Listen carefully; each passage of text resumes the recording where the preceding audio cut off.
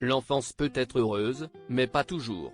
Dans un nouvel épisode d'Un dimanche à la campagne, diffusé sur France 2 ce dimanche 4 février, les téléspectateurs pourront découvrir un nouveau trio de célébrités, dont Sonia Rolland, ancienne Miss France, Ibrahim Malouf, trompettiste, et Roselyne Bachelot, plusieurs fois ministre.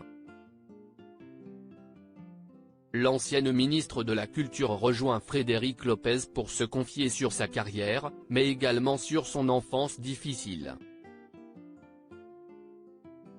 La majorité des Français connaît Roselyne Bachelot, en tant que femme politique. Née en 1946 à Nevers, dans la Nièvre, elle est la fille d'un couple de chirurgiens-dentistes. À l'âge de 7 ans, elle est envoyée en pensionnat dans le collège strict de la retraite du Sacré-Cœur à Angers.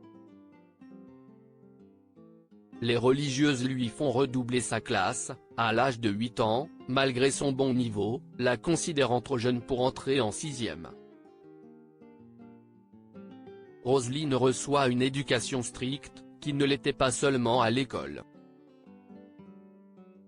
Effectivement, son père est parfois très dur avec elle. Les punitions ? La femme politique s'en souvient comme si c'était hier. Olivier Véran, Roselyne Bachelot.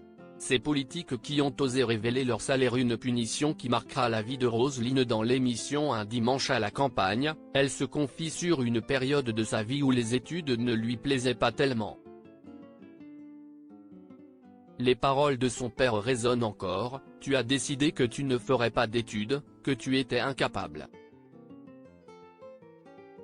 La seule chose qui t'attend finalement, si est d'être domestique. Tu vas tout de suite prendre le pli. Pendant le temps où j'ai été à la maison, j'ai servi à table comme si j'étais la servante et sans avoir le droit d'ouvrir la bouche.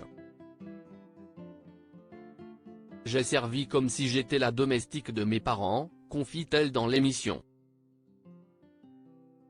Cette punition la marquera à vie.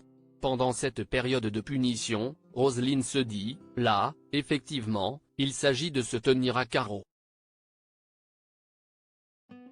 Mais ayant un fort caractère, la jeune fille ne cesse pas laisser faire. Afin de montrer son mécontentement, en rentrant en classe, je me suis dit, les bonnes sœurs ne vont pas l'emporter au paradis.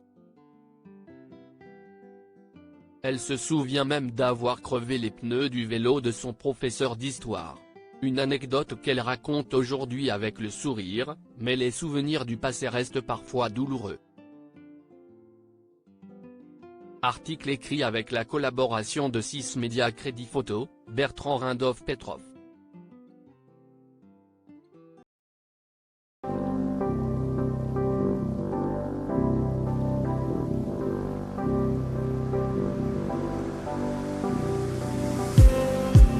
Just need